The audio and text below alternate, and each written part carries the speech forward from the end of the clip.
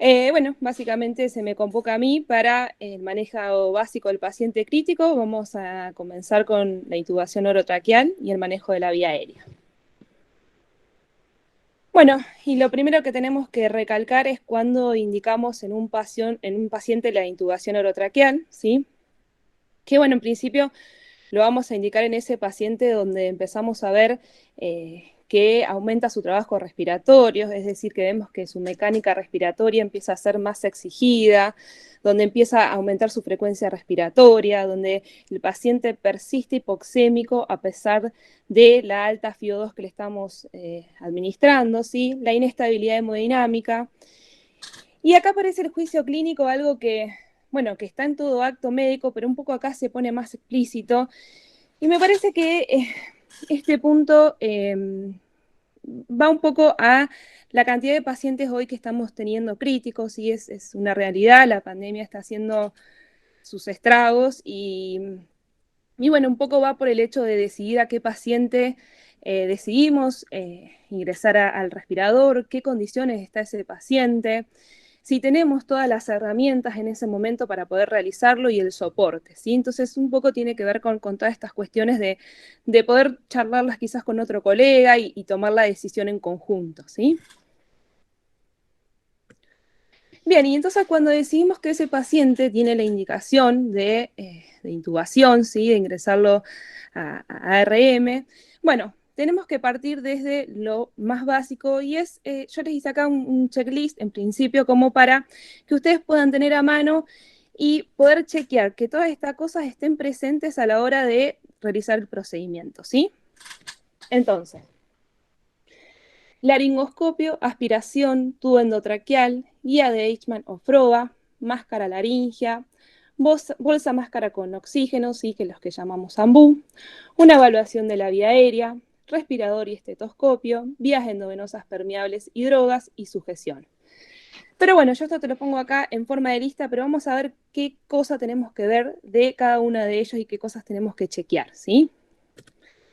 Entonces, vamos con el laringoscopio. El laringoscopio, en principio, los de mayor utilización y los más prácticos son los de rama curva, ¿sí? Como se ve acá.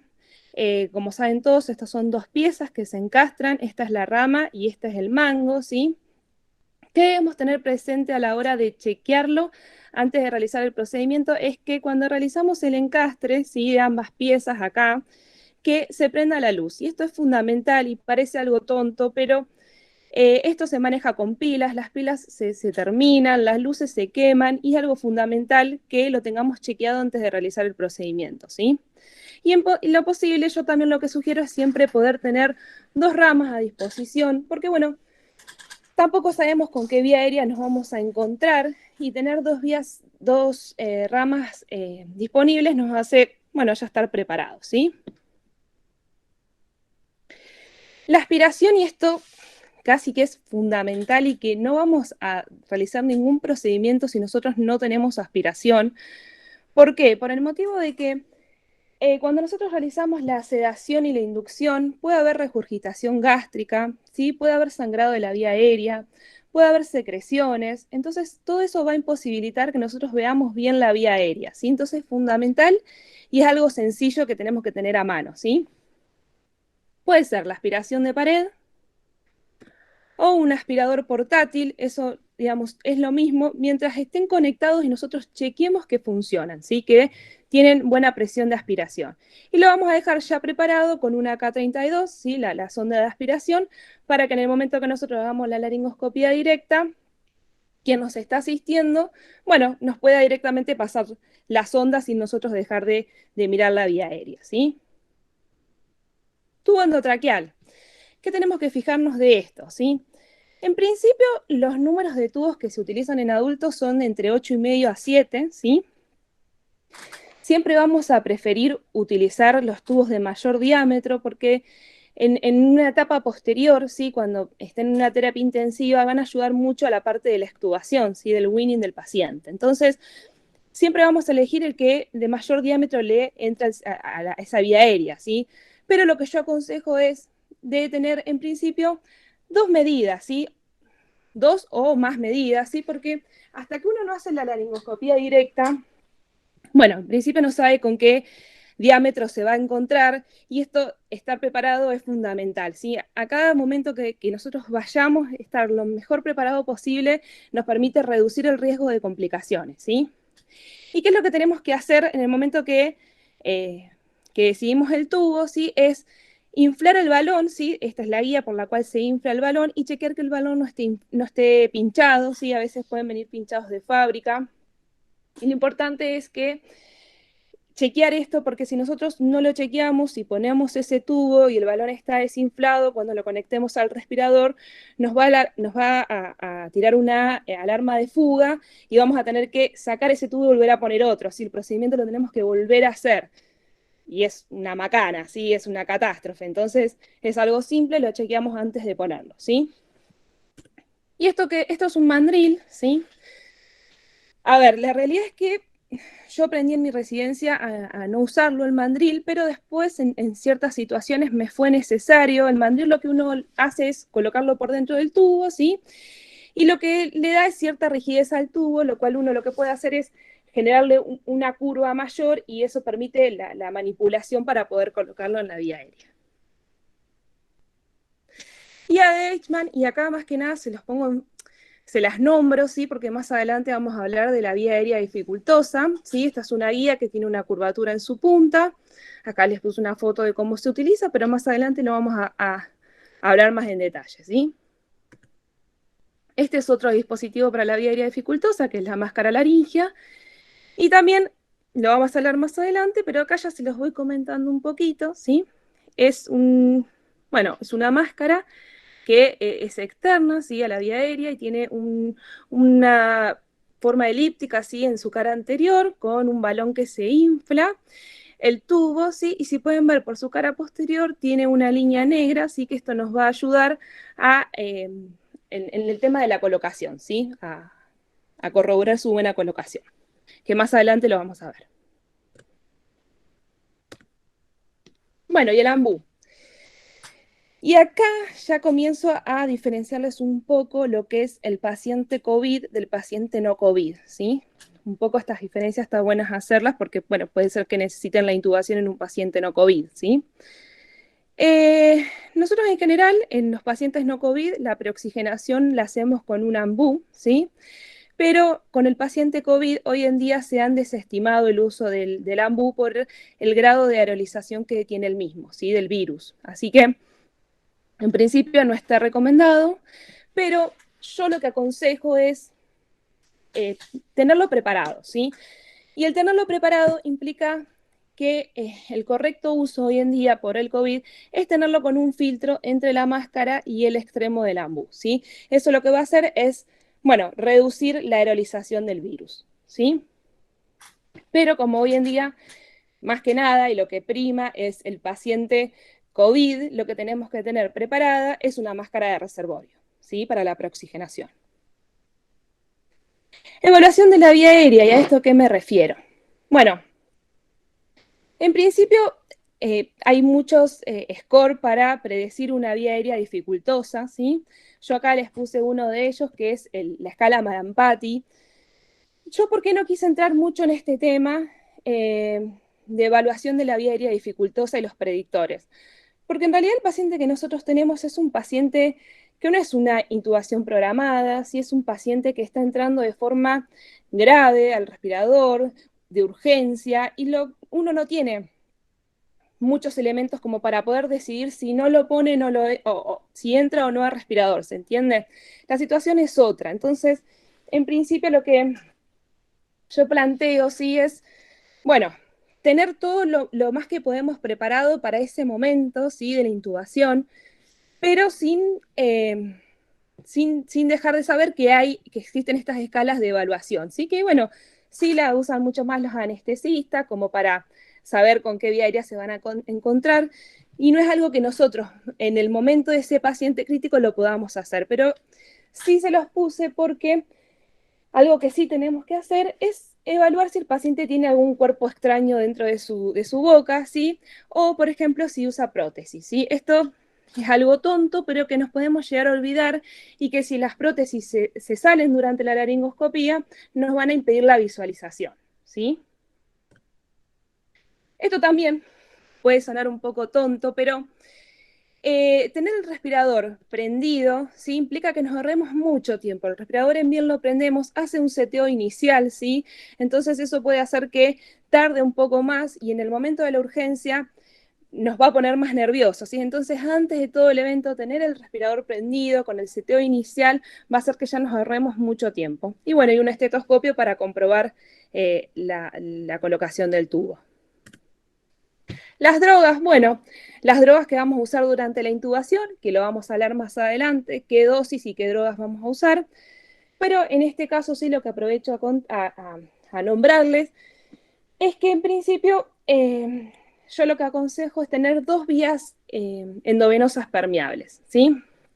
¿Y por qué 2 vías permeables? Porque estos pacientes entran grave en ARM, ¿sí? Entonces cuando uno le pasa la sedación, suelen hipotensarse, suelen inestabilizarse y tener 2 vías permeables nos implica que con una podamos pasar las drogas y por otras podamos hacer expansión con cristaloides o iniciar vasoactivos. Y la sujeción, que también es algo por ahí tonto, pero tenerlo a mano hace que rápidamente podamos sujetar el tubo. Tengan presente que hasta que no se realiza la sujeción, el operador del procedimiento no puede soltarlo, ¿sí? Porque si no se puede desplazar y salir. Bueno, vamos al procedimiento en sí. No sé si hasta acá hay alguna duda. Todo perfecto, Mayra. Aprovecho y tomo un poco de agua. Seguimos. Bueno, y vamos con el procedimiento en sí. Yo acá se los enumeré un poco.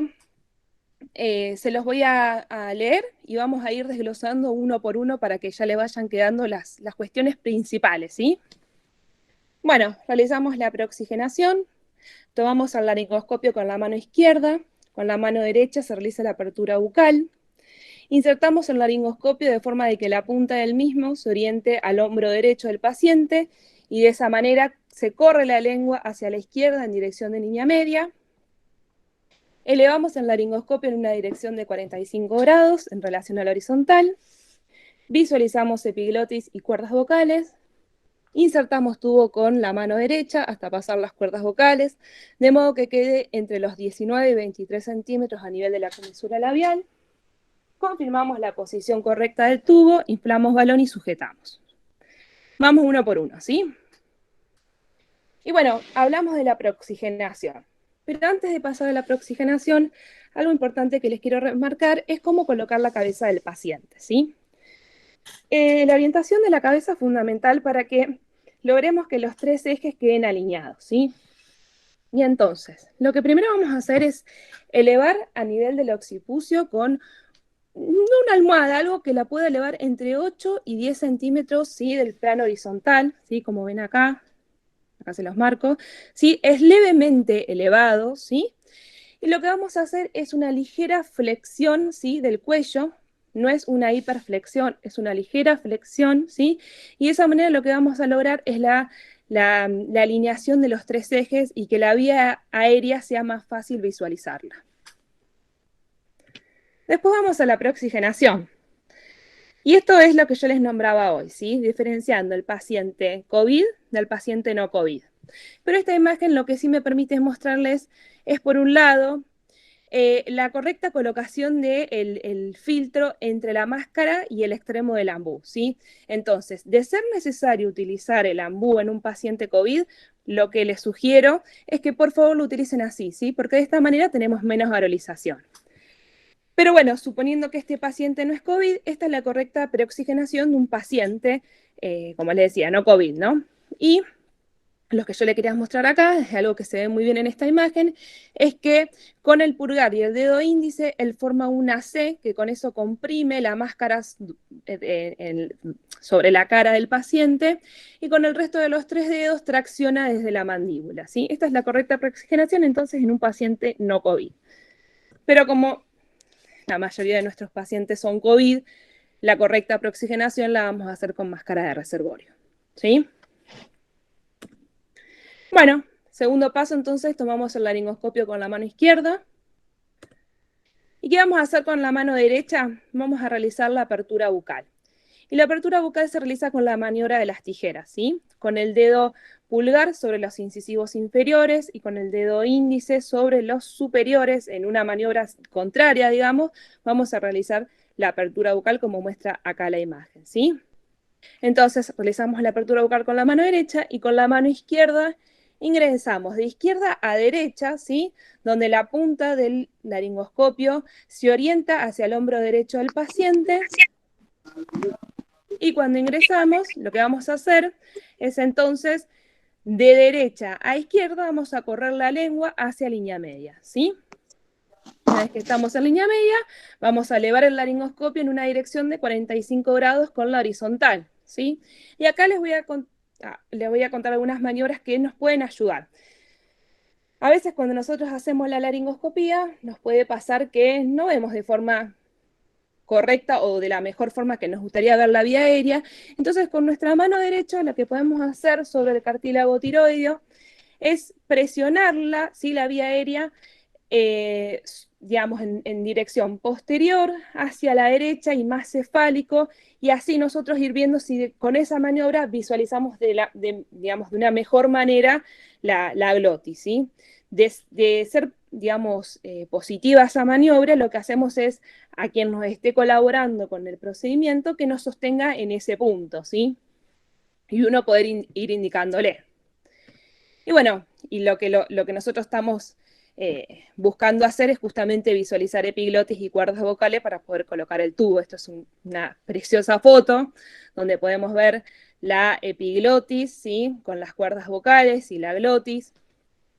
Y acá algo que es fundamental que ustedes se lo puedan visualizar, ¿sí? Porque a veces cuando colocamos el laringoscopio, lo que nos puede pasar es que arrasamos y nos llevamos toda la vía aérea, entonces cuando entramos no vemos nada. En ese punto lo que nosotros tenemos que hacer es retirar muy levemente la punta del laringoscopio. Lo que vamos a lograr es que la epiglotis caiga, ¿sí? Que caiga y que la punta del laringoscopio se ubique donde tiene que ir, que es en la valécula, ¿sí? Que es por detrás de la epiglotis. Entonces, cuando nosotros logramos que la punta del laringoscopio quede ahí, lo que vamos a hacer es traccionar en 45 grados y ahí vamos a tener una visualización perfecta, ¿sí?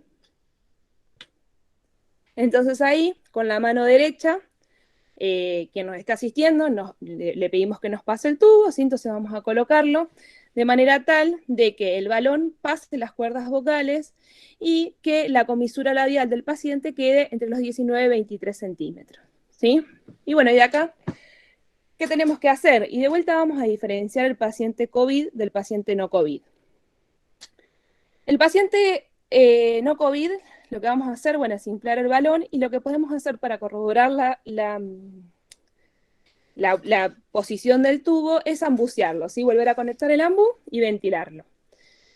En ese momento lo que vamos a hacer es primero visualizar la movilización simétrica del tórax y lo que vamos a hacer es auscultar ambos campos pulmonares y epigástrios, ¿sí? Primero epigastrio, descartamos que esté en estómago, ¿sí? Digamos, en esófago, en realidad el tubo, y después vamos a chequear ambos campos pulmonares. Es importante chequear en la entrada bilateral, porque a veces el tubo se puede desplazar hacia el bronquio fuente derecho por su anatomía. Recuerdan que era más corto y vertical, y eso hace que se pueda desplazar e hipoventilaríamos el campo izquierdo, ¿sí? En cambio, en el paciente COVID, lo que vamos a hacer es rápidamente el inflado del balón, ¿sí? Para evitar la aerolización, y lo vamos a conectar al respirador. Lo que vamos a chequear en el respirador es que tenga curvas, ¿sí? Si el respirador hace curvas, eso indica que ya está en vía aérea, ¿sí? Y sin duda que también vamos a chequear la buena entrada de aire bilateral, la expansión simétrica y saturación y demás monitoreo, ¿sí? Sí, no se tienen que olvidar que, digamos, esta mano no puede soltar el tubo hasta que quien nos esté colaborando sujete el mismo con, como habíamos mostrado hoy, con la sujeción, ¿sí? Bueno, no sé si hasta acá hay alguna duda. Perdón, yo voy aprovechando y tomo en los paratos un poco de agua. Todo muy claro, Mayra, hasta ahora. Bueno, Muy claro. entonces pasamos a la secuencia de intubación rápida. La secuencia de intubación rápida es una técnica desarrollada para asegurar la vía aérea de forma rápida, ¿sí? Lo que hace es protocolizar y optimizar el tiempo, ¿sí? Entonces que uno ya tenga preparado en su mente las acciones que tiene que hacer, así que uno las pueda hacer rápido y garantizar esto, digamos, la protección de la vía aérea de forma rápida. Y bueno, ¿y por qué hoy se habla tanto de la secuencia de intubación rápida? Por el hecho de que hace que estemos menos tiempo expuestos al virus, ¿sí? Entonces, eso no es algo menor, ¿sí? Hay algo que yo no les nombré desde que empezamos esta charla y que me parece fundamental que lo tengamos en cuenta, es que nosotros estos pacientes sí o sí los tenemos que ver con EPP máximo, ¿sí? Recuerden que EPP máximo incluye protección ocular, K95, camisolina hemorrepelente, ¿sí? Si se puede también máscara facial, bueno, sin duda que cofia, guantes, botas, todo eso, ¿sí? Pero parece por ahí tonto, pero recalcarlo, esto es fundamental, que nosotros nos cuidemos antes que los pacientes y los podamos, sí, asistir, ¿sí? Si nosotros nos enfermamos, no los podemos asistir, así que esto es fundamental. Entonces, ¿por qué les contaba yo? ¿Por qué esta secuencia de intubación rápida hoy toma más énfasis? Y bueno, por este hecho, ¿sí? Por el hecho que nosotros tenemos que estar el menor tiempo posible expuestos al virus. Una vez que nosotros ponemos el tubo, inflamos el balón, la aerolización ya baja, ¿sí? Ya es un paciente que no aeroliza y que tiene muchísimo menos riesgo de contagiar, ¿sí? De hecho, el riesgo de contagio es casi nulo, ¿se entiende? Y bueno, entonces las partes que plantea la secuencia es una primera parte, ¿sí? Que tiene que durar menos de 10 minutos, ¿sí? Donde planificamos y preparamos todo. Una segunda parte de preinducción, ¿sí? Donde implica la preoxigenación y ya vamos considerando la premedicación con analgesia al paciente. La tercera fase de apnea, que tiene que durar 1 minuto, ¿sí? Y en esta fase lo que hacemos es la inducción con parálisis e hipnosis simultánea, ¿sí? Posicionamos el paciente y lo que hacemos es rápidamente la laringoscopía con la colocación del tubo, ¿sí? Y bueno, en un cuarto paso ya comprobamos que la posición del tubo esté correcta. Entonces, un poco, volvemos a repasar. Soy insistente, pero para que ya nos vayan quedando ciertos conceptos, y es planificación y preparación, bueno, el checklist, ¿sí? Que yo di al principio. Chequeamos tener todos los elementos que necesitamos. Mientras tanto, el paciente COVID está con la máscara de reservorio colocada, ¿sí? Y en esa misma etapa, lo que hacemos es empezar la medicación, ¿sí? Analgesia, sedación, bloqueantes neuromusculares y laringoscopía directa, que ahora vamos a hablar en un ratito de drogas, ¿sí? Y bueno, lamentablemente esto se los tengo que nombrar, ¿sí? Y les voy a dar algunos tips como para estar preparados en esta situación. Porque, bueno, la vía aérea dificultosa existe, ¿sí? La vía aérea dificultosa es esa situación clínica en la que, digamos, un médico entrenado en este procedimiento no puede ni realizar una ventilación con máscara facial o ambú, o no puede realizar la intubación endotraqueal, ¿sí? O sea, tenemos dos escenas, la ventilación dificultosa y la intubación dificultosa. La ventilación dificultosa va a ser ese paciente que nosotros se está preoxigenando de forma correcta, pero en el momento que empezamos con la inducción y en el momento que hacemos la inducción el paciente deja de preoxigenarse de forma correcta, entonces tenemos que pasar rápidamente a la laringoscopía directa. Y la intubación dificultosa es ese paciente que se preoxigena de forma correcta, pero que cuando hacemos la laringoscopía directa y no vemos cómo nos gustaría la vía aérea, ¿se entiende?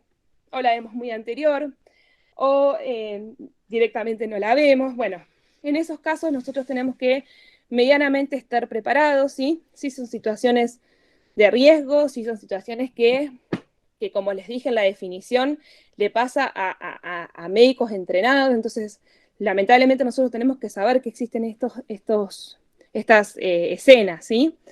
Bueno, entonces para la intubación dificultosa vamos a estar preparados con facilitadores de la intubación, que yo se los nombré hoy en el checklist, ¿sí? La guía Eichmann o el introductor de Froba.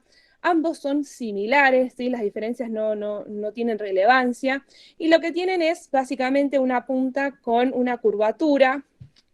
Esto hace que cuando no vemos la vía aérea nos puede ayudar para hacerla de forma ciega, ¿sí?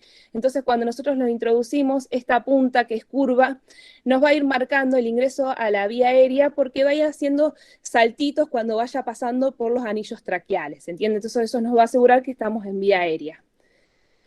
O nos puede, digamos, servir en aquellos pacientes donde la vía aérea se ve muy anterior, ¿sí? Y muy lejana, entonces donde con el tubo no estamos pudiendo llegar. Lo que hacemos es, en principio, canular la vía aérea con esta guía, ¿sí? Una vez que la canulamos, hacemos la laringoscopía. Con la mano derecha canulamos la vía aérea, y un segundo operador lo que va a hacer es introducir, digamos, canulando esta guía, el tubo. Entonces, sin dejar de hacer la laringoscopia, vamos a pasar el tubo por fuera y vamos a sacar la guía, ¿sí? Entonces ahí nos vamos a quedar tranquilos que el tubo pudo ingresar a la vía aérea. Y otra opción son los dispositivos extraglóticos, ¿sí? Que ya lo habíamos nombrado, que es la máscara laringea, ¿sí? La máscara laringea, bueno, yo lo había contado, esta es la cara anterior. Lo positivo de la máscara laringea es que nos permite poder colocarla en pacientes con una apertura bucal chica, ¿sí? Con una apertura ya de 2 centímetros ya la podemos colocar, ¿sí? Lo que vamos a hacer es tomarla como si fuera una lapicera, ¿sí?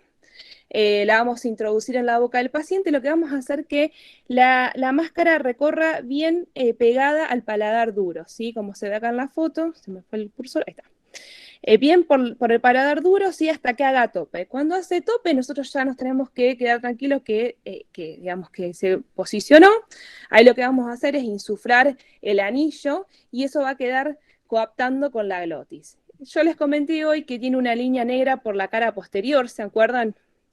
Esa guía negra, esa línea negra, lo que nos va a indicar es que la glotis quedó alineada con el orificio, ¿sí? Entonces, cuando la línea negra quede alineada con los incisivos superiores, nos está indicando que está también bien alineada con la vía aérea. Y es algo como para corroborar.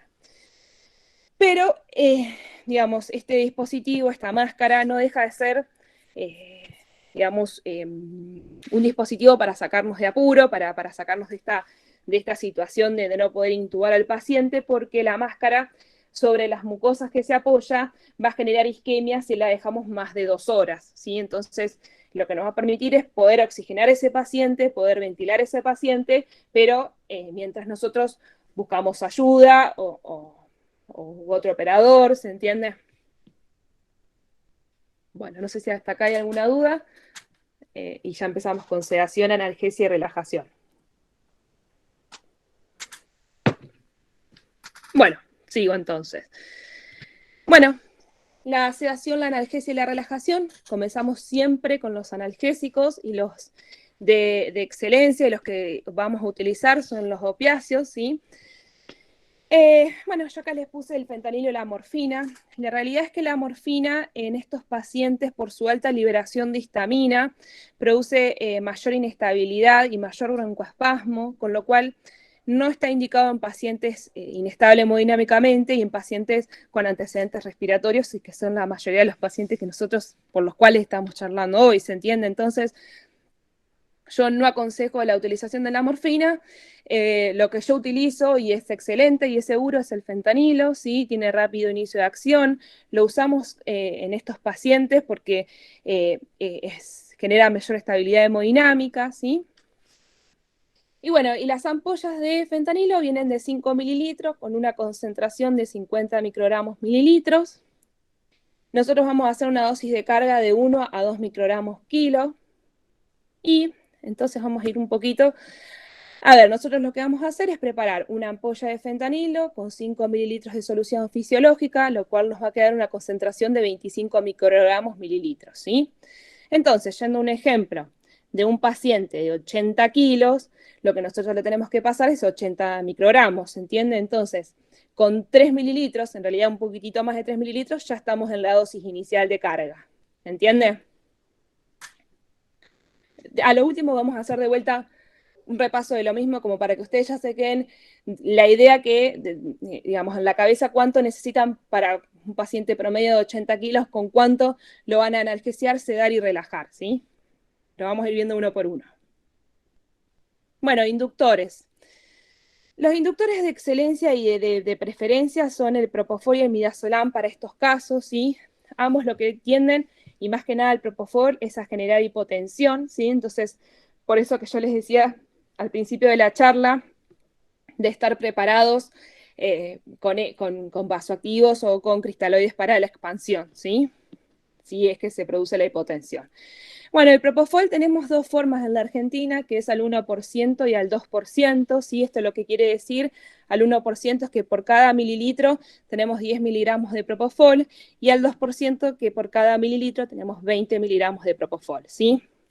Entonces, de vuelta, si vamos a un cálculo fácil, si en un paciente de 80 kilos promedio, vamos a necesitar 80 miligramos, ¿sí? Entonces, si nosotros tenemos el 1%, ya sabemos que si le pasamos 8 mililitros a ese paciente de propofol puro, el propofol siempre se carga puro, ya vamos a estar en la dosis inicial, ¿sí? Si nosotros vemos que con eso no logramos que el paciente se duerma, bueno, le vamos a hacer 8 mililitros más y recién vamos a estar en 2 miligramos kilo, ¿sí? Lo mismo con el 2%, pero la mitad, ¿se entiende? Entonces, en un paciente de 80 le vamos a pasar 4 miligramos, si vemos que no se duerme, le vamos a pasar 4 miligramos más y ahí recién vamos a estar en 2 miligramos kilos. Espero que me hayan seguido, igual lo vamos a volver a charlar para que esto le vaya quedando en la cabeza y es algo que les va a salir naturalmente, ¿sí? Y bueno, el midazolam, que es una benzodiazepina que también la utilizamos como inductor, ¿sí? En la intubación. Las ampollas en general que hay en la Argentina, ahora aparecieron las de 10 mililitros, pero en general las que más utilizamos son las de 3 mililitros. De todas maneras, en ambas la concentración es la misma, ¿sí? Son 5 miligramos mililitros, ¿sí? Y bueno, de vuelta, a un paciente de 80 kilos, ¿sí? Vamos a ir a la dosis mínima, entonces le vamos a pasar 8 miligramos. Entonces ya con media ampolla ya estamos garantizando la dosis inicial, ¿se entiende? Ahora lo último lo volvemos a repasar, quédense tranquilos.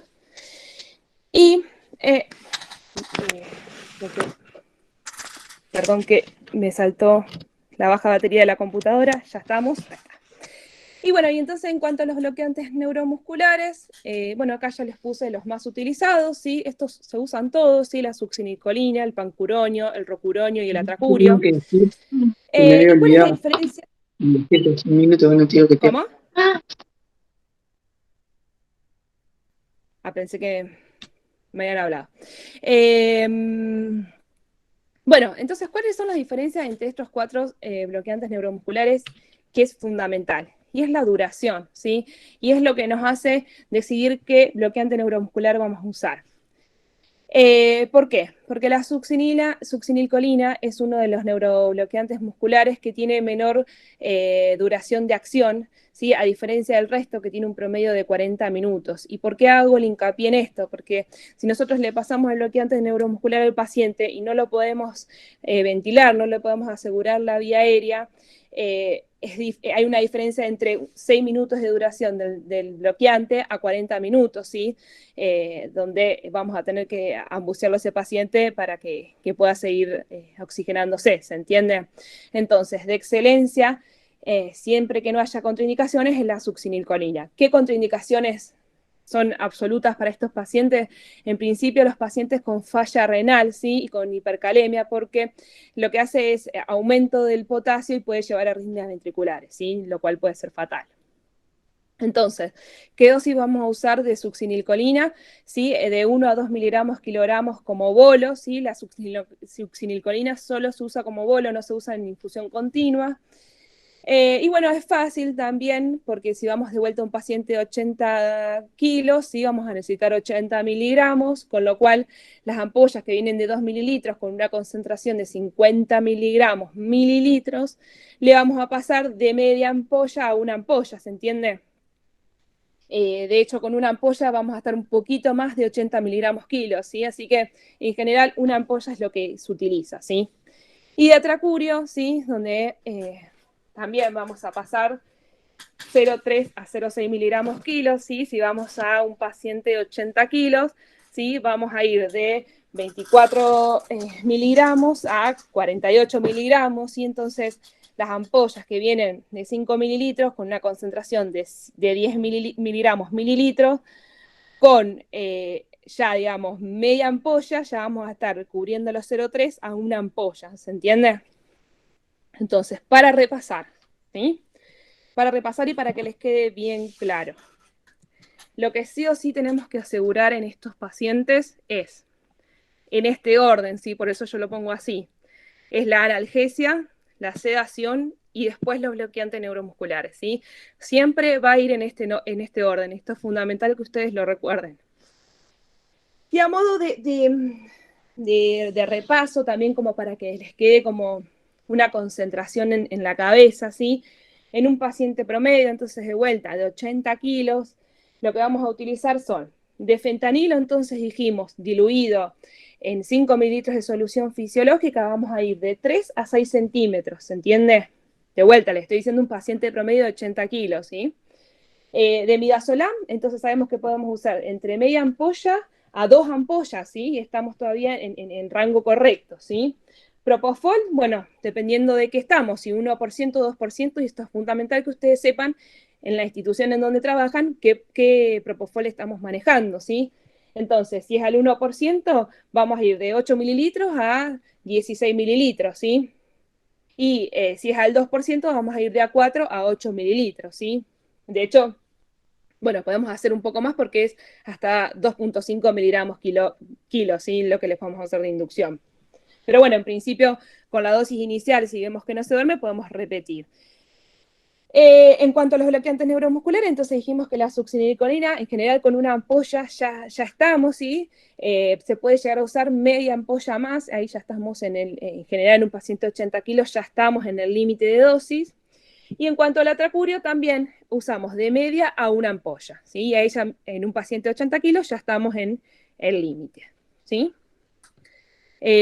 Acá creo que ya me voy a la parte de ventilación mecánica, no sé si hasta acá hay alguna duda, solo estamos acá encarando el paciente en el procedimiento de intubación. Ahora más tarde hablamos del paciente ya ventilado con las infusiones continuas. Bien, May, dejar en Sí, claro eso, que es o Propofol o Midazolam, o, digamos, una opción, no las dos juntas. Y lo otro lo exactamente, mismo de los exactamente. bloqueantes. O usás Suxi o usás Atracurio. Exactamente.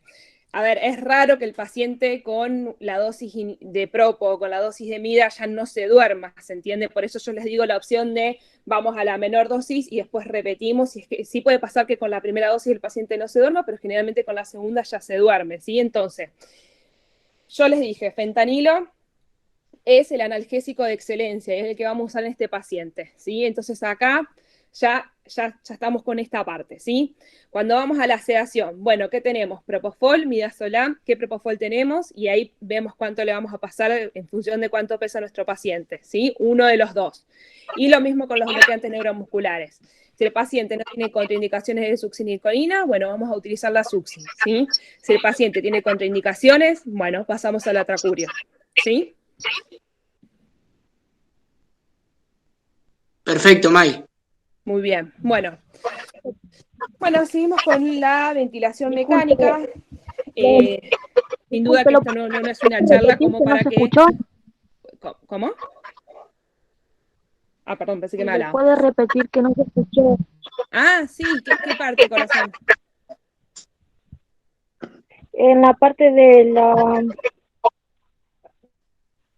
fentanilo, o Profol o algo así, porque estaba un micrófono prendido, no se escuchaba bien. Ah, sí, lo Alguno repetimos, no hay por... problema. Lo que yo estaba, volvemos para atrás, entonces acá, lo que yo estaba nombrando es que Sí. en cuanto a la analgesia, lo que vamos a usar es fentanilo, ¿sí? En un paciente de 80 kilos, yo te estoy poniendo un ejemplo, ¿sí? Como para que ustedes se puedan ubicar, ¿sí? Vamos a usar con una ampolla diluida en 5 mililitros de solución fisiológica, vamos a usar entre 3 a 6 centímetros, ¿sí? Para analgesiarlo. En cuanto a la sedación, tenemos dos opciones, ¿sí? El midazolam o el propofol, ¿sí?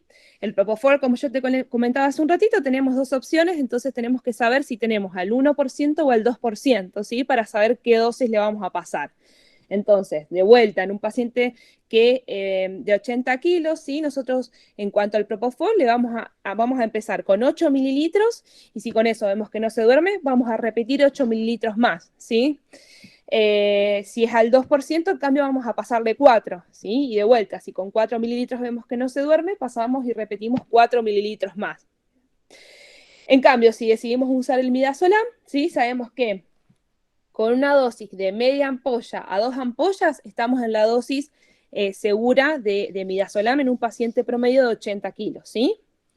Y bueno, si después, en cuanto a los relajantes musculares, ¿sí? También tenemos dos opciones, como yo les decía. Si no hay contraindicaciones, el relajante que más sugiero que utilicen es la succinicolina por la diferencia de la duración que les dije con el resto de los bloqueantes, ¿sí? Y vamos a usar en general una ampolla, y con una ampolla ya vamos a estar en la dosis correcta, ¿sí? No más de una ampolla y media en un paciente de 80 kilos. O el atracurio, ¿sí?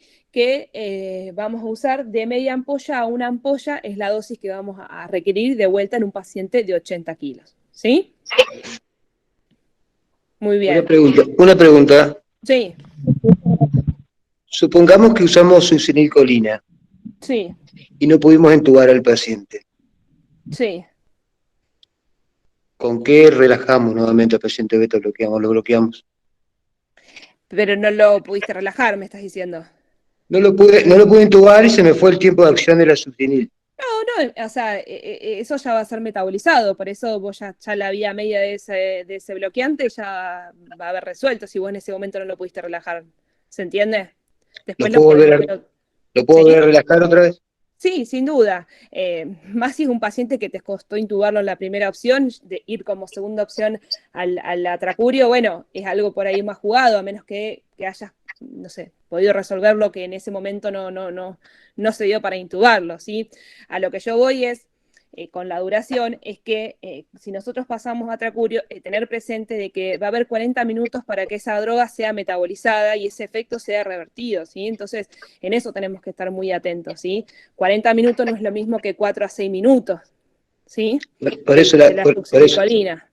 exactamente por eso era la pregunta. Si estoy usando succinilcolina y se me termina el tiempo de acción, si vuelvo a realizar la dosis de succinilcolina o uso otro No, bloqueante neuromuscular.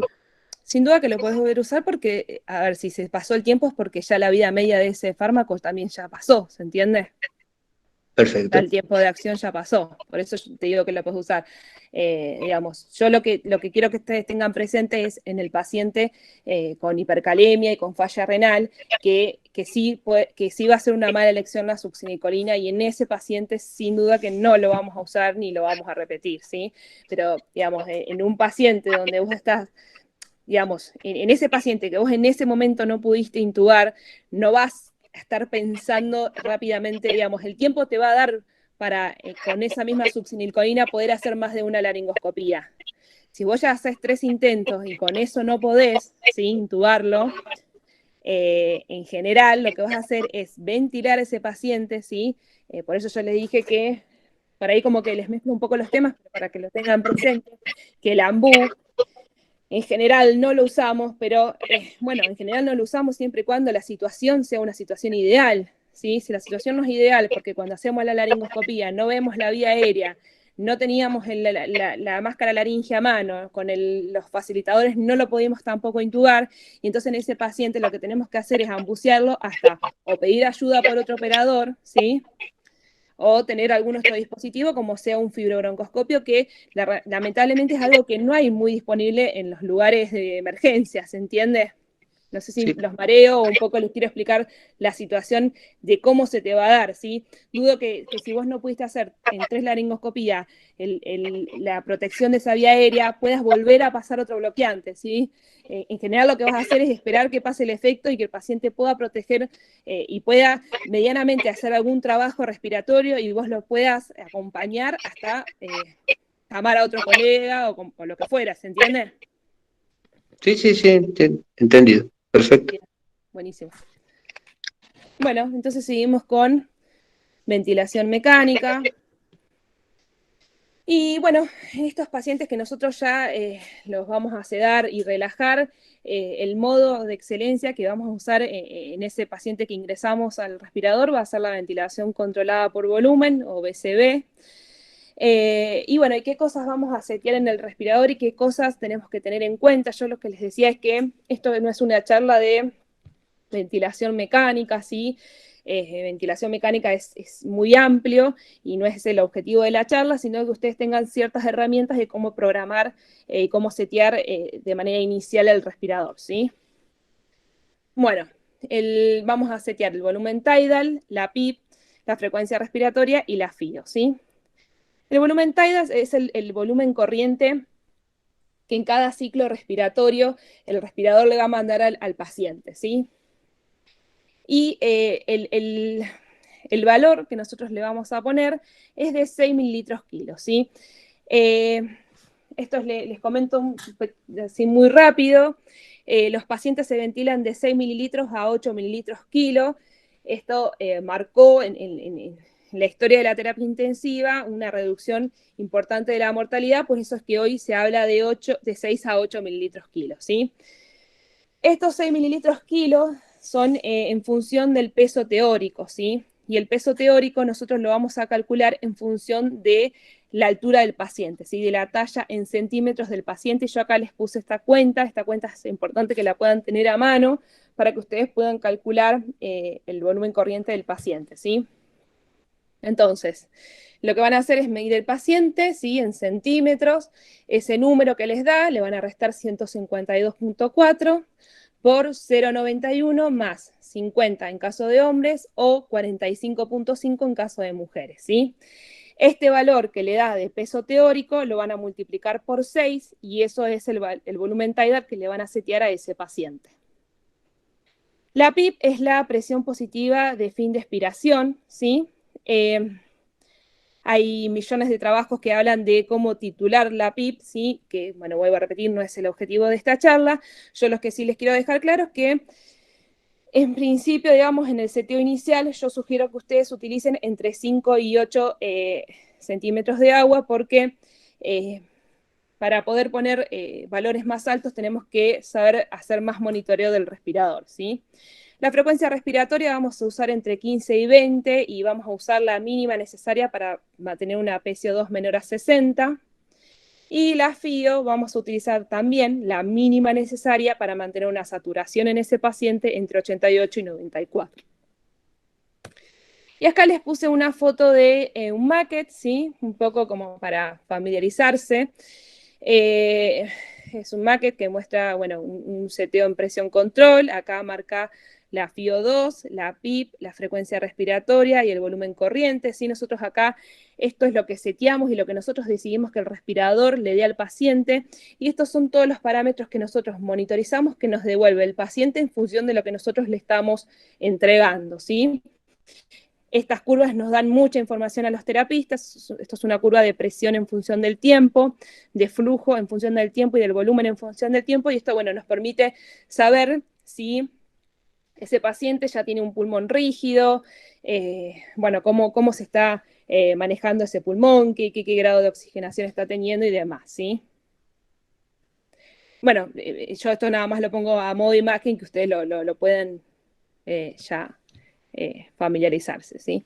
Bueno, el manejo del paciente ventilado, ya una vez que ya aseguramos la vía aérea, lo conectamos al respirador, ¿qué cosas tenemos que controlar en este paciente, ¿sí?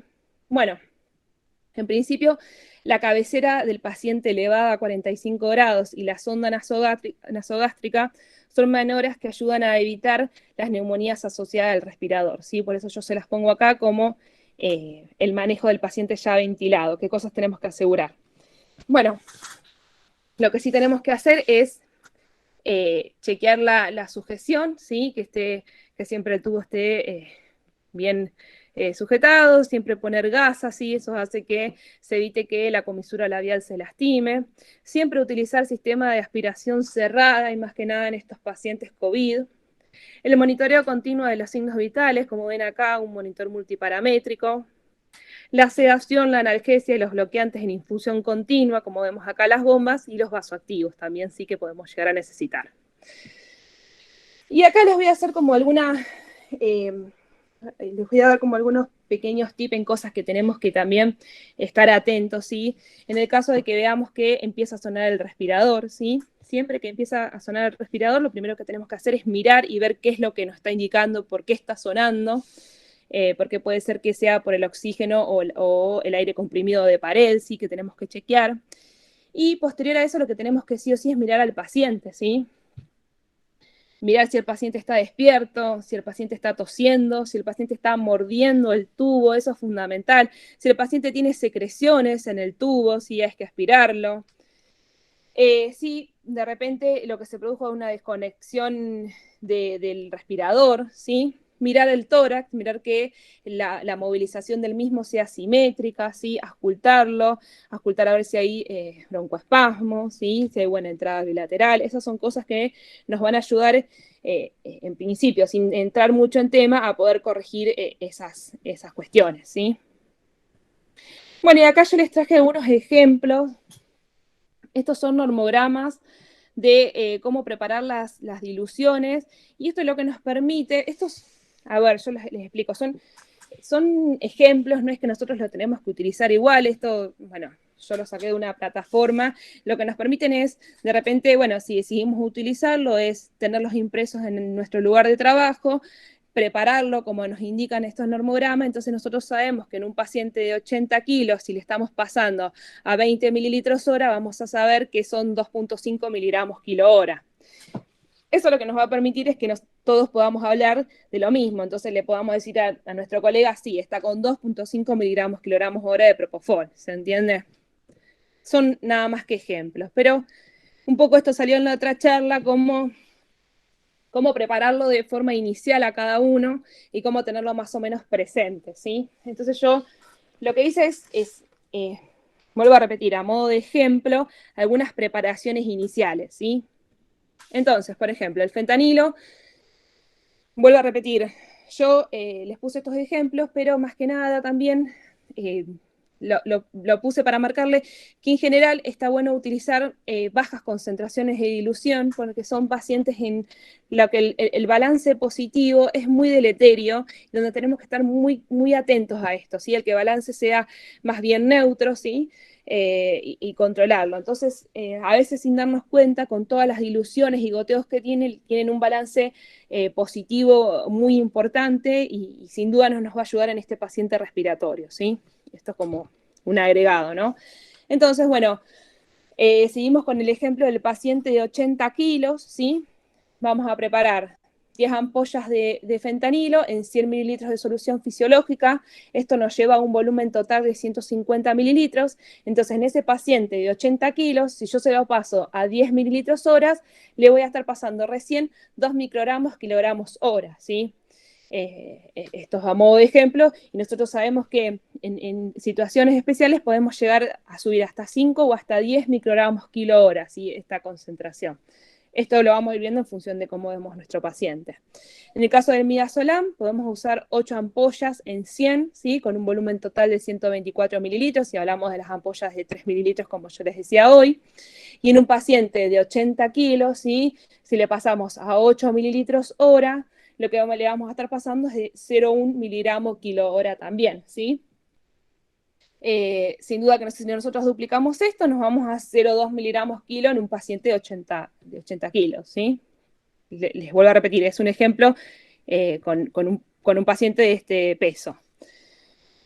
De vuelta al propofol, y de vuelta yo les comento esto del 1% y el 2%. El propofol siempre se prepara puro y siempre se rota cada 12 horas como mínimo, ¿sí? Porque la infusión, si no, es inestable y deja de cumplir su función. Entonces, si nosotros tenemos un paciente de 80 kilos, y lo pasamos a 16 mililitros horas, vamos a estar pasando 2 miligramos kilo hora, o si tenemos al 2%, si lo pasamos a 8 mililitros hora, vamos a estar pasando 2 miligramos kilo hora. ¿Cuántas ampollas ponemos? Sé que por ahí ustedes se preguntan esas. ¿Cuántas ampollas ponemos de propofol? Y eso lo van a calcular ustedes en función de que cantidad de mililitros le quieren pasar por hora, y ustedes lo que tienen que hacer es calcularlos para 12 horas. Entonces, si nosotros vamos a pasar a 16 mililitros horas, le vamos a poner 10 ampollas y un volumen total de 200 mililitros, ¿sí? Para que a las 12 horas aproximadamente ya se termine y poder colocarle otras 10 ampollas, ¿sí? Y evitar tener que tirarlo cada 12 horas, sino prepararlo con los mililitros exactos. Bueno, y el atracurio vamos a preparar 10 ampollas en 100 mililitros, ¿sí? Con un volumen total de 150, y si nosotros los pasamos a 10 mililitros horas en un paciente de 80 kilos, le vamos a estar pasando 0,4 miligramos kilo hora, ¿sí? Bueno, en cuanto a los vasoactivos, ¿sí? Como yo le contaba, son pacientes que se pueden inestabilizar y que una vez en ARM con las infusiones continuas pueden persistir hipotensos, ¿sí? Entonces, el vasoactivo de excelencia es la noradrenalina, ¿sí? Las ampollas vienen de 4 miligramos, la preparación estándar es de 4 miligramos en 250 mililitros de dextrosa. Siempre lo vamos a pasar con bomba de infusión continua, con un monitoreo continuo de presión, ¿sí? Lo que vamos a buscar como objetivo es tener una presión media de 65 y una sistólica de 90. Bueno, y ahora vamos a cánula de alto flujo. La cánula de alto flujo es un excelente dispositivo que, a diferencia del resto de los dispositivos de oxígeno suplementario, lo que tienen el resto es que pueden llegar hasta 15 mililitros de flujo, ¿sí? Con alta reinhalación de CO2, con FiO2 más variable, ¿sí? Entonces, lo que tienen como prioridad las cánulas de alto flujo es justamente esto, que nos permite un flujo de hasta 60 litros minutos, una FiO2 del 100%, y lo más importante es que lo que tiene es este sistema de humidificación calentado, ¿sí? Que lo que permite es que el paciente se adapte mucho mejor a este sistema, ¿sí? ¿Cuáles son las ventajas? Entonces, que aumenta la concentración de oxígeno, porque también lo que genera es menor dilución de oxígeno con el aire ambiente, disminuye el espacio muerto, genera más confort y tolerancia, y si nosotros logramos que el paciente pueda tenerla puesta con la boca cerrada, va a generar discreta presión positiva y eso va a hacer que mejore el trabajo respiratorio del paciente, ¿sí?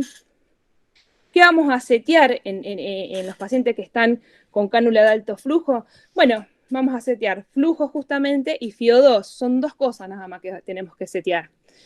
El flujo, en principio, estos son pacientes que ingresan con sed de aire, ¿sí? que están muy sedientos de oxígeno, ¿se entiende? Entonces, en general vamos a ir de entre 40 y 60 litros por minuto de flujo, y bueno, FiO2 dependiendo de cuánto sature este paciente.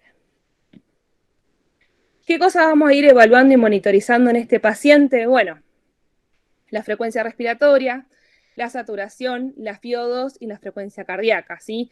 Nosotros lo que tenemos que monitorizar es que todas estas cuestiones vayan mejorando, porque si esto no mejora, este paciente tiene indicación de intubación orotraqueal.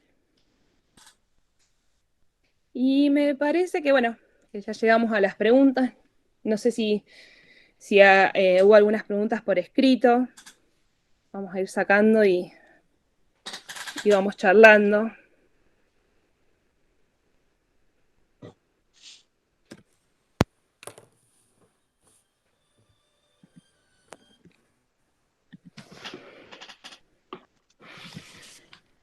Buenísimo, May. Buenísima la clase. Ven, ¿sí? Sí, ahí se te ve muy clara, como la primera jornada. Son, como bien dijimos al comienzo, herramientas básicas, que es lo que uno necesita para cuando tiene un paciente de estas características. Es decir, bueno, ¿cuánto hago de propofol? ¿Cuánto hago de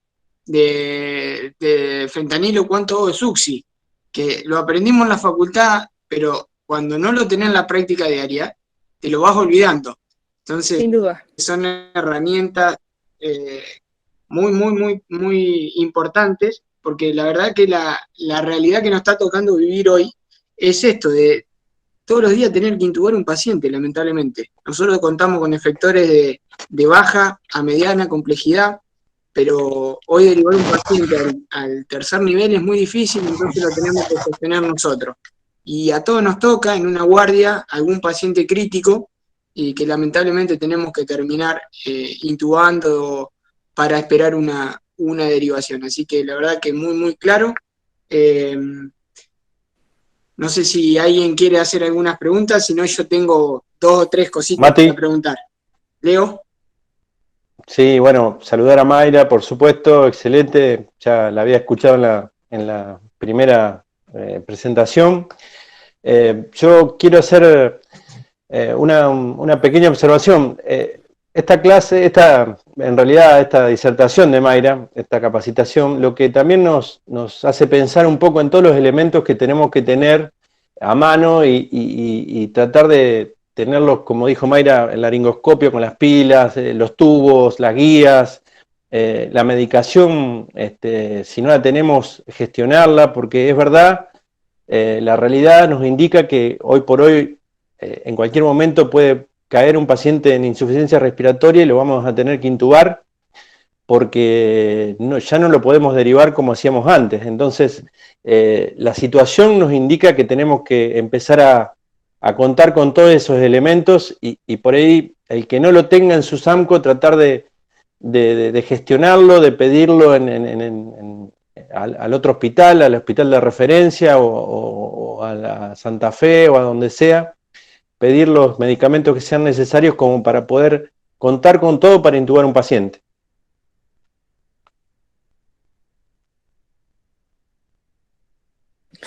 Sí, sí, sin duda, sin duda. Es lamentable que nosotros hoy tengamos que estar hablando de estos pacientes y que sean pacientes que no podamos derivarlos sin tener que antes hacer todo lo inicial, ¿sí?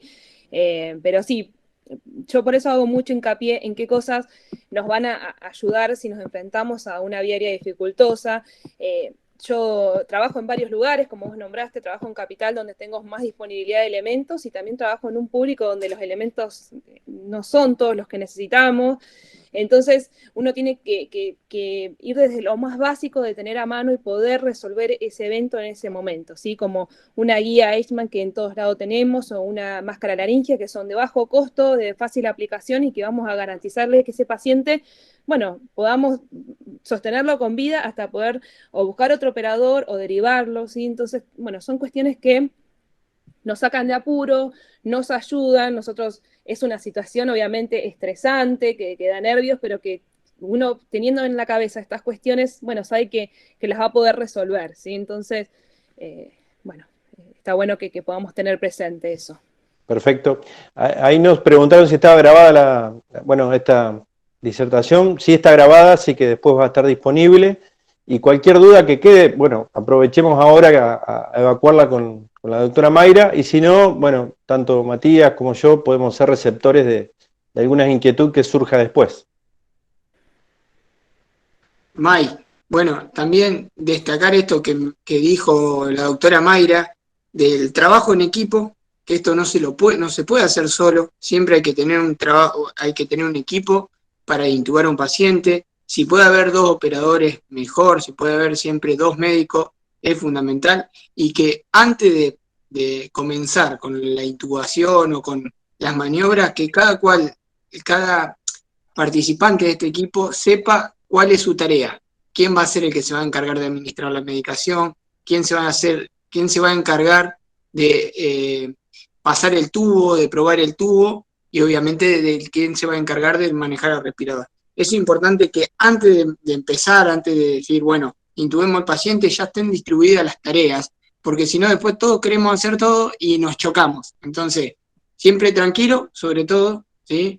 Tenemos que estar tranquilos porque nosotros tenemos que brindar tranquilidad al resto del equipo, pero cuando están distribuidas las tareas de antemano, todo sale mucho mejor y es todo más práctico. Perdón, Marti, te interrumpo un poco y me parece excelente lo que dijiste, fue algo que tenía pensado, que tenía en mente decirlo, que justamente la idea del checklist es que todos sepamos qué cosas tenemos que garantizar y que nos podamos dividir en quién, como os decía, quién chequea el laringoscopio, y bueno, entonces eso es fundamental, ¿sí? Ese checklist en la mente o en el celular o en un papelito o en lo que sea para todas esas cosas poder distribuirlas y entre todos poder planificarlas en cierto tiempo y que todas estén evaluadas antes del procedimiento. Hola. Sí, no sé si me escuchan, yo no escucho, pero quería Sí, Luis. agradecer la practicidad y la sencillez con que la doctora dio su charla y les echaba muy agradecido y muy práctica para los que no manejan mucho la vía aérea. Muchas gracias, Luis, y me alegro que haya sido práctico porque es justamente la idea. Esto no es que sean intensivistas, sino que ustedes tengan elementos básicos para poder desempeñarse en estos momentos, ¿sí? Me alegro mucho que haya servido.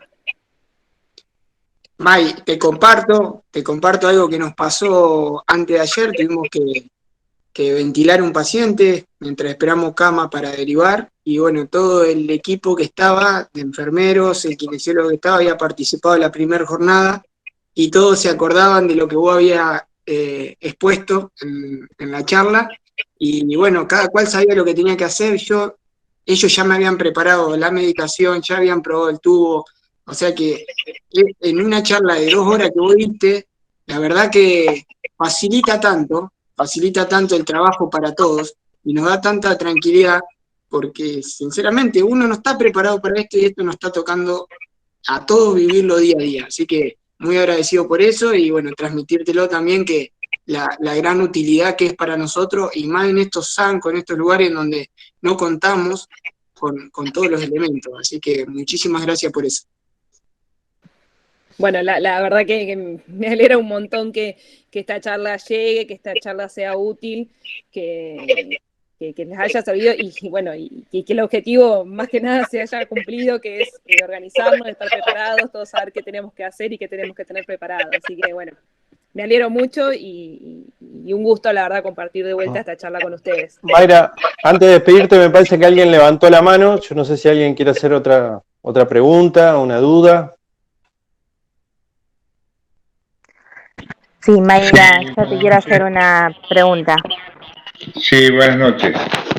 Doctor Said, una consulta, doctora, aparte de felicitarla por, brindarse a este simposio, a esta charla, que realmente a todos nos hace muy bien, y no solamente a la parte profesional con respecto al manejo de droga y manejo de toda la aparatología para poder realizar estas prácticas, sino a todo, como bien dijo Matías, el conjunto de participantes en una intubación es muy importante, el conocimiento, y no solamente eso, sino también en la predicción de lo que viene después. O sea, saber que después de este acto viene el otro, entonces ya se agiliza demasiado. La pregunta, luego de la intubación y la colocación del tubo endotraqueal, del filtro para COVID y el no filtro para los comunes, en la continuidad del respirador en cuanto a colocarlo con alto flujo, bajo flujo, ¿con qué valor debemos mantener la presión de oxígeno o tenemos que tener el valor de la oximetría, digamos, en términos normales, 90, 92, para graduar? Bien, bueno, gracias por las palabras iniciales que dijo. Bueno, la pregunta es un poco amplia en lo que usted me está planteando y es un poco, bueno, lo que yo les marcaba del seteo del respirador, ¿sí? En cuanto al seteo de respirador, lo que nosotros tenemos que garantizar es un volumen tidal, ¿sí? A 6 mililitros kilo, como yo se los había marcado. La PIP, ¿sí? Y la FiO2, que por lo que entiendo es un poco lo que usted está yendo, ¿sí? A cuánto de oxígeno le vamos a poner, cuánto de fracción inspirada de oxígeno le vamos a administrar a ese paciente. Hay muchos trabajos que indican que la hiperoxia es deleteria, ¿sí? Con lo cual lo que nosotros vamos a utilizar es en función de cuánto vemos que sature ese paciente, ¿sí? Entonces, en promedio, nosotros vamos a estar tranquilos con una saturación entre 88 y 94%, porque en principio nosotros interpretamos que este paciente ya está ingresando hipoxémico, ¿sí? Entonces, poder tenerlo con una oxigenación tal, ¿sí? Ya nos hace saber que ese paciente lo estamos protegiendo, ¿sí? ¿A qué voy con esto? Es que no sugiero que aumentemos la fracción inspirada de oxígeno más para llevarla a una saturación mayor a 94% si lo logramos tener ahí, pero sí es una realidad es que son pacientes muy hipoxémicos, ¿sí? Hablo del paciente COVID propiamente dicho, porque bueno, o sea, como les comenté, hoy no estoy trabajando porque estoy embarazada, pero sí tuve la experiencia de ya tratar a estos pacientes, y son pacientes que lamentablemente cuando los ingresamos al respirador, generalmente los tenemos que ya tener con una fracción inspirada de oxígeno del 100%, porque con eso ya no logramos la saturación objetivo, pero sí como para que te quede en claro que nosotros lo que vamos a buscar es la menor fracción inspirada de oxígeno que le podamos administrar en función de tenerlo entre 88 y 94%, ¿sí? No hacer hiperoxia, ¿sí? Eso también es deleterio. No sé si explico, si hiciera un poco la pregunta o había algo más. Bien. Se te muteó el micrófono, no te estoy escuchando. Prende el micrófono, Said. Ah, perfecto, sí. Sí, justamente esa era la pregunta, en cuánto debíamos oscilar para mantener, digamos, la buena oxigenación en cuanto a la graduación del respirador. Está muy bien. Una Muchas gracias, cuestión, doctor. no, por favor, una cuestión más que sí te aviso, pero sí lo que nosotros vamos a hacer, en principio, todo el evento del procedimiento de intubación lo va a poner en más hipoxémico, ¿sí? Entonces, en bien lo conectamos, sí es de buena práctica poner la fracción al 100% y en función del monitoreo, ¿sí? De cuánto está saturando ese paciente, lo vamos a ir bajando siempre y cuando sea posible, ¿sí? Yo, Said, no quiero entrar en todo el monitoreo del respirador porque, bueno, es un poco más complicado y no quiero marearlos, pero bueno, hay otras cuestiones que sí uno tiene que medir el respirador, pero con que yo me quedo muy contenta con que te lleves esto de qué fracción vas a usar en función de cuánto satura y más que nada cómo le vas a setear el volumen tidal en función de su peso teórico, ¿sí? Que eso es fundamental y que eso además también salva vidas, ¿sí? Porque ponerle más volumen tidal también puede ser deleterio, ¿sí? Entonces, con que vos te quedes con esto para mí es fundamental. Excelente, excelente, muchas gracias. Lucía, me parece que tenía una pregunta.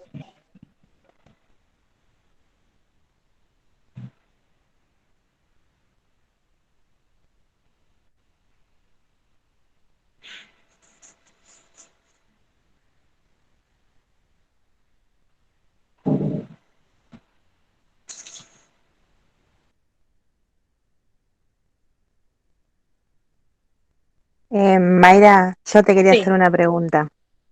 Lo que nos estuvo pasando y nos pasa, de hecho, es que se nos complica mantenerlo, ni bien intubamos a los pacientes, nos compiten tremendamente cuando intubamos y se nos complica mantenerlos sedados.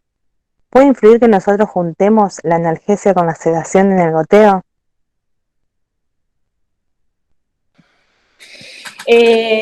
Sí, puede influir porque, bueno, te va a cambiar la concentración, ¿sí? Entonces te va a dificultar y no vas a saber a cuánto le estás pasando cada uno, ¿sí?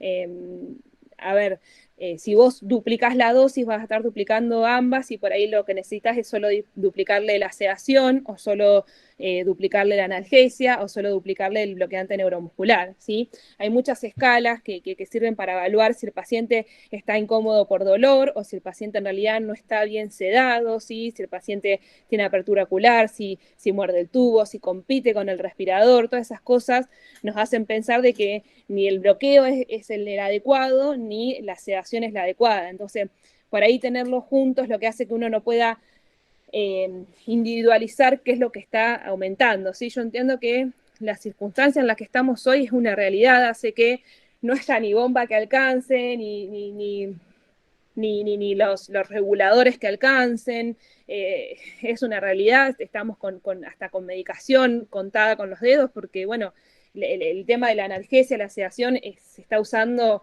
a mansalva en todos los lugares, entonces entiendo que a veces sea más práctico utilizarlos en un mismo Bacter, pero en lo posible, si se puede, yo les sugiero que lo hagan divididos y en el momento que vemos que el paciente se despierta, poder ver si es posible evaluarlo, ver si está a veces es el paciente que no se adapta al respirador porque el respirador le está queriendo hacer ventilar de una manera que él no quiere, ¿sí? Entonces eso va a hacer que él esté incómodo.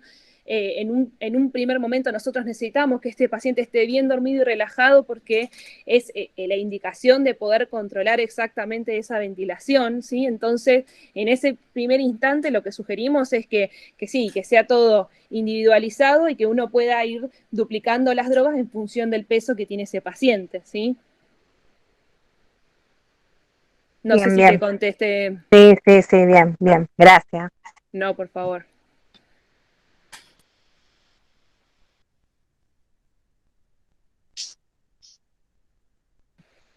No sé si quedó alguna otra duda. Veo que acá en el chat era justo esa la pregunta que había quedado en cuanto a la analgesia y la sedación posterior.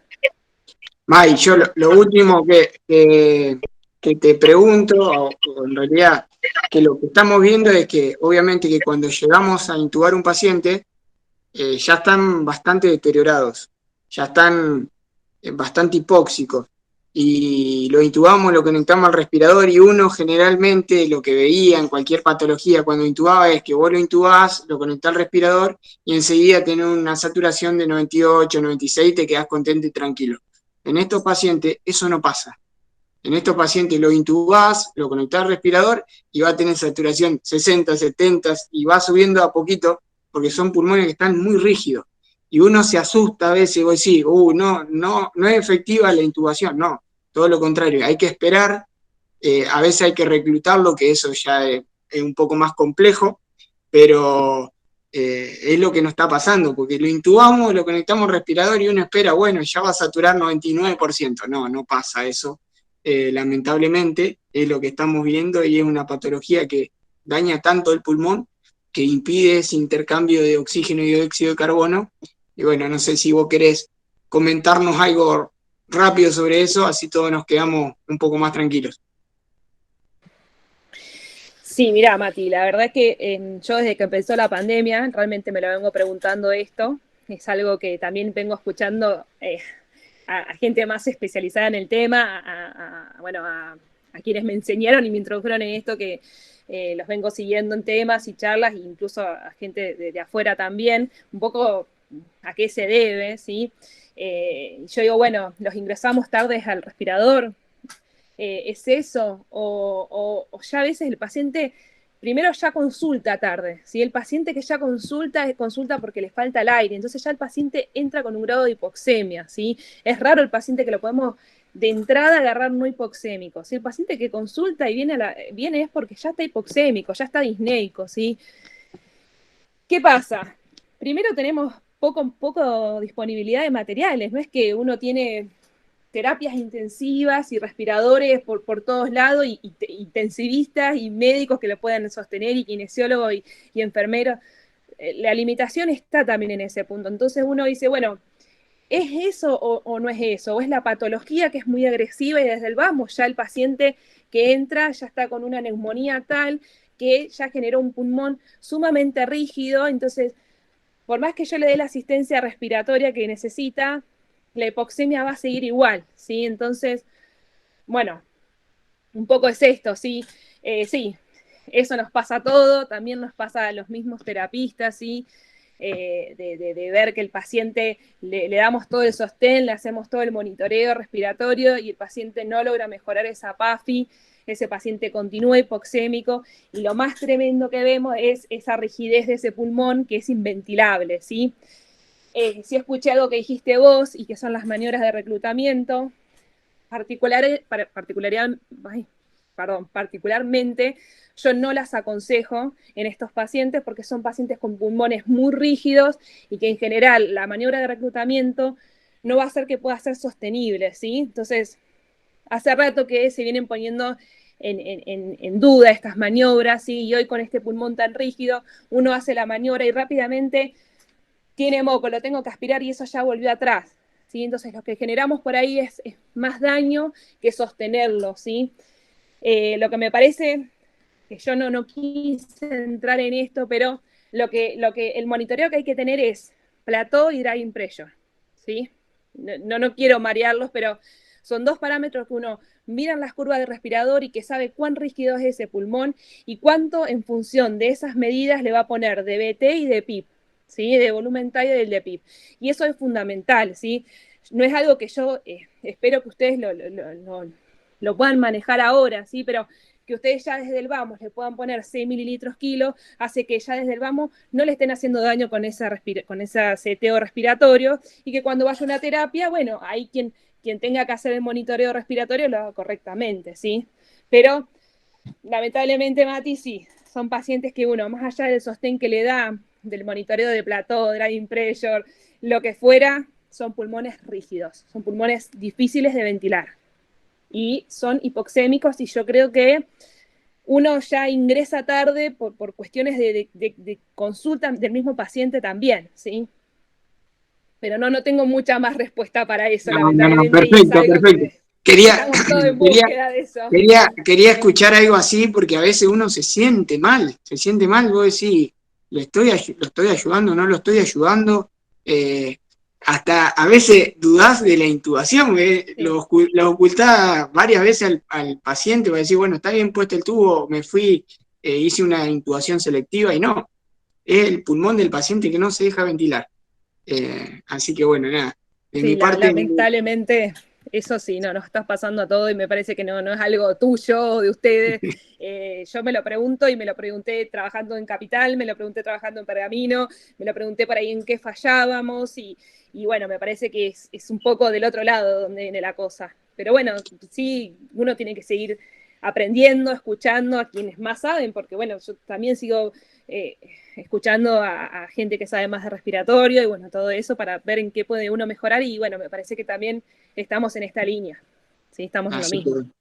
Buenísimo, buenísimo, Mayra, súper claro. Ahí vi que hicieron una pregunta que dijeron si la maniobra de intubación la puede realizar un enfermero.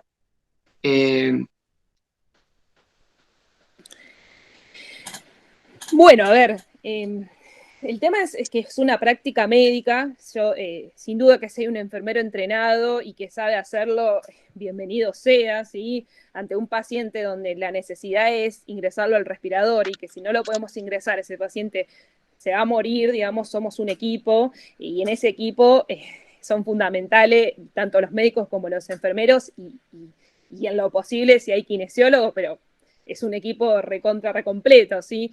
Yo no es que te puedo decir, sí, anda a intubarlo, ¿sí? Sí, lo que te puedo decir es que, bueno, si en ese momento estás acompañado de otro colega médico y ese colega no está pudiendo, se le está haciendo dificultoso y ese enfermero está entrenado y puede ayudar, bienvenido sea. No te lo puedo decir realmente si está bien o está mal, no lo sé. Sí, es algo que me parece que siempre en un equipo está bueno que todos podamos colaborar.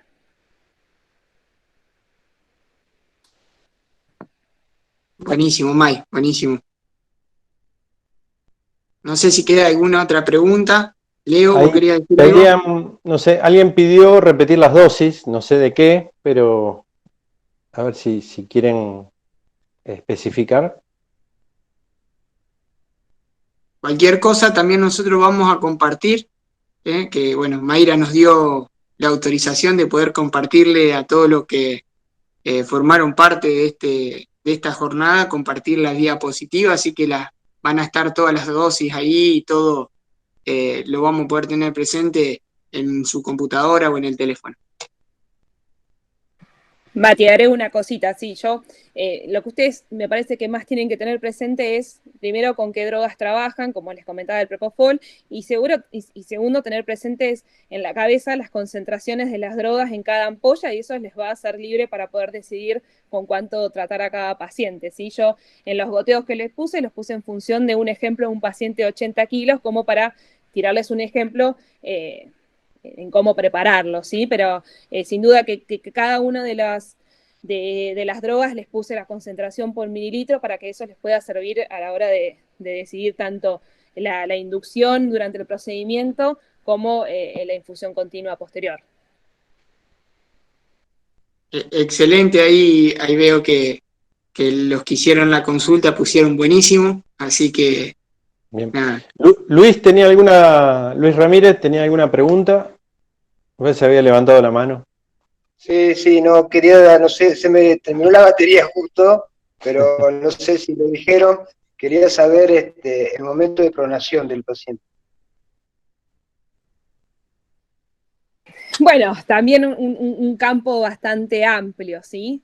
La decisión, digamos, y más que nada el trabajo fundamental que dio en que la pronación mejoraba la mortalidad y mejoraba la perfusión y oxigenación en los pacientes, marcaba como límite 150 de EPAFI, ¿sí? Aquellos pacientes que estaban por debajo de 150 de EPAFI se podían ver beneficiados de colocarlos en posición prono, ¿sí? Lo que tenemos es que estos pacientes, como decíamos antes, por tener pulmones tan rígidos y pulmones ya tan avanzados en su patología, puede ser que no tengan respuestas al prono. Este trabajo que yo te comentaba, en principio marcaba 16 horas mínimos del paciente en posición prono y ahí evaluar qué respuesta tenía. Hoy con los pacientes COVID, como digamos, el procedimiento de llevar un paciente a esa posición prono requiere de mínimo 5 operadores, ¿sí? Uno que esté encargado de la vía aérea y el resto para dar vuelta al cuerpo, lo cual no es tan fácil porque es un cuerpo en peso muerto. Lo que se sugiere ahora con el COVID es que prolongar las horas y en general se está haciendo 48 o 72 horas de prono, ¿sí? Pero bueno, vos esto lo vas a ir monitorizando con PAFI, ¿sí? Con la fracción de oxígeno que le das y con la PO2 que ves en los gases arteriales, ¿sí? Entonces esa relación lo que vas a hacer es... lo que vas a hacer con esa relación es ver cómo va respondiendo, ¿sí? Bueno, si el paciente logramos que salga de esos 150 como es esos 150 de PAFI, bueno, en principio vas a saber que tiene respuesta y vas a utilizarlo, o puede ser que no tenga respuesta y es lo que estamos viendo con estos pacientes COVID, sí que la respuesta a veces es escasa. Perfecto, May. Ahí te transmito un mensaje. No tiene el nombre, pero dice, la verdad, una genia la doc, todos los detalles explicados, nos sirvió un montón. Así que bueno, te transmito el mensaje y después hay varios buenísimos, dedito para arriba, así que muy Mati, claro, muy bueno. Diego. creo que hay una persona que está con el nombre de Batis Pro que quería hacer una pregunta o le había levantado la mano. Sí, yo soy Ah, Maribel. Una vez Maribel. que está intubado el paciente, ¿cuánto tiempo tenemos que esperar después de la intubación para saber si realmente mejora la saturación de oxígeno? ¿Cuánto es el tiempo máximo para usar otra maniobra de reclutamiento, como ustedes dijeron? Hola Maribel. No, mira, o sea, yo lo dije hace un ratito, no sé si me llegaste a escuchar, yo las maniobras de reclutamiento no las sugiero, ¿sí? En absoluto. No las sugiero en absoluto, aparte en estos pacientes COVID, como te decía hace un ratito, son pacientes con pulmones rígidos y las maniobras de reclutamiento pueden ser más deleterias, ¿sí? Sin duda que no me parece algo para que pueda mejorar la oxigenación de ese paciente, ¿sí? Vos lo que vas a hacer es intubar a ese paciente, sedarlo, relajarlo. La relajación en general la indicamos cuando hay PAFIs también bajas, ¿sí? Menores de 150 también es la indicación más precisa de relajarlos, pero vos lo que vas a hacer es ir monitorizando qué PAFI tiene ese paciente. A vos tu monitoreo principal es ese, saber en función de la fracción de oxígeno que le das qué PAFI está teniendo. Entonces, no es que tenés un tiempo límite, ¿sí? El paciente ya está en respirador y lamentablemente el respirador sigue siendo un soporte, no es ni la cura para el COVID ni la cura para otras patologías, es un soporte mientras la patología sigue su curso y uno, bueno, hace el resto de la medicación, que lamentablemente en COVID es poca y con poca evidencia también, ¿sí? Pero no es que tengamos un tiempo que decís, bueno, en una hora no, uno va viendo con el transcurso del tiempo cómo va respondiendo, ¿sí? Pero bueno, la realidad es que particularmente desaconsejo las maniobras de reclutamiento, ¿sí? Me parece que una buena ventilación tiene que ver con lo que yo nombraba hoy, que es la plató y la drain pressure, que me parece que me entro mucho en el tema del respirador, pero que eso va a hacer que uno tenga un buen monitoreo de ese pulmón, ¿sí? No sé si te llegué como a cómo es, de sacar la duda, no me salió la palabra. Sí, gracias. Sí, también, May, tener en cuenta que la idea también de todo esto es el manejo inicial del paciente en una guardia, en una urgencia. No es que después vamos a tener que manejar estos pacientes. Esperemos que no nos toque tenerlo mucho tiempo y lo podamos derivar a centros de mayor complejidad, porque es verdad que la complejidad que tenemos es baja. Si bien ahora la mayoría de los centros contamos con respiradores, que bueno, que nos donó el doctor Diana, la idea es esa, sostener al paciente y poder derivarlo a un tercer nivel, así que con todo lo que vos nos explicaste, creo que son herramientas fundamentales y básicas para poder lograrlo. Sí, sin duda, por eso yo no quiero entrar mucho en este monitoreo del respirador, porque me parece que es como un poco dar información que es batatar un poco la situación. Pero por eso insisto mucho en lo inicial, nosotros poder garantizar los 6 mililitros kilo de ese paciente en función de su talla. Me parece que ahí ya estamos haciendo un montón por ese paciente y ya eso es fundamental. O sea, el hacerle una ventilación adecuada en las primeras horas, sin hacer mucho más monitoreo, pero sin hacer tampoco daño, bueno, eso es buenísimo. Entonces, no es que tenemos que entrar en mucho más, ¿sí? Con eso nosotros ya estamos protegiendo la vía aérea, dándole una ventilación adecuada y protectora y suficiente. Mayra, hicieron una pregunta sobre la temperatura, no la alcanzo a leer. No sé si Matías, ¿podés leerla? Ya, ahí la leo. Sí, yo acá la estoy pidiendo leer, sí. Bien. La temperatura ambiente sigue siendo un condicionante en la normorregulación de los parámetros antes y durante la intubación, ¿o no tienen relevancia? Las temperaturas, la temperatura del paciente es siempre una condición, se lo esté intubando o no se lo esté intubando. Digamos, la hipertermia hay que controlarla y la hipotermia puede llevar a la bradicardia y al paro, entonces también la vamos a controlar, ¿sí? No sé si él se está refiriendo a alguna otra condición, ¿sí? Me parece que es algo que no, son parámetros, son controles de signos vitales que entran como la frecuencia respiratoria, como la presión, como la frecuencia cardíaca, son todas cosas que nosotros tenemos que ir monitorizando y tratarlo de tenerlo en valores óptimos, ¿sí? Ni la hipotermia ni la hipertermia. No es que eso va a cambiar en que lo podamos intubar o no, son signos vitales que tenemos que controlar. No sé si hay algo particular de esa pregunta que quería saber. No, debe ser eso que quería consultar. Nada, Leo, no sé, No, la verdad que... Agradecer por supuesto la predisposición de Mayra, y bueno, ya yo sé que de otros departamentos ya la empezaron a llamar, así que va a tener trabajo acá por la zona.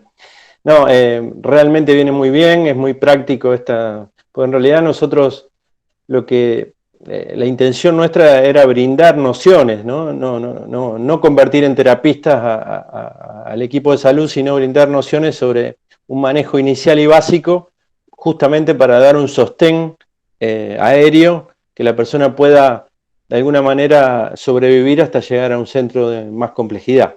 Creo que el objetivo está logrado y con creces, así que Mayra, muchísimas gracias. Muchas gracias, Mati, también por tu presencia, a todos los del equipo de salud que se han anotado, al Colegio Médico también por darnos el aval, y seguramente en un poco tiempo vamos a expedir un certificado a todos los participantes, así que estén atentos a su casilla de correo. Y nuevamente, Mayra, muchísimas gracias por todo lo que explicaste. Bueno, no, gracias a todos por haberse unido a esta charla y bueno, agradecida, y me parece que es un momento de ser empáticos entre nosotros, que estamos en un momento difícil, y bueno, a seguir luchando y a seguir en esto, que no es nada fácil. Así que fuerzas para todos. Muchas gracias. Muchas gracias, y bueno, la verdad que muy contento, Leo, porque entre las dos jornadas creo que hemos logrado reunir a casi todo el equipo de salud del departamento, porque fueron más de cerca de 150 los que participaron, y la verdad que muy, muy contento porque casi llegamos a todos. tanto médicos, enfermeros. La verdad que una alegría que la convocatoria y como, bueno, ya estamos viendo de poder seguir en otros departamentos, porque no te das una idea lo bien que viene esto. Es lo que necesitábamos ya hace un tiempo y bueno, tuvimos la suerte de poder organizarlo y salió muy bien, gracias a Dios. Bien, y a todos los integrantes del equipo de salud que están y estuvieron presentes, cualquier inquietud o alguna propuesta que tengan, también, bueno, viene bien que la formulen, que la hagan al correo electrónico que le hemos dado, así podemos dar a lo mejor otra entrega, a lo mejor con la doctora Mayra o con, bueno, según la temática que nos requieren. Así que muchas gracias por estar presente y agradecido, Mayra. Chao, gracias a todos. Chao, gracias. Chao, muchas gracias. Hasta luego. Saludos. Chao, gracias. Chao.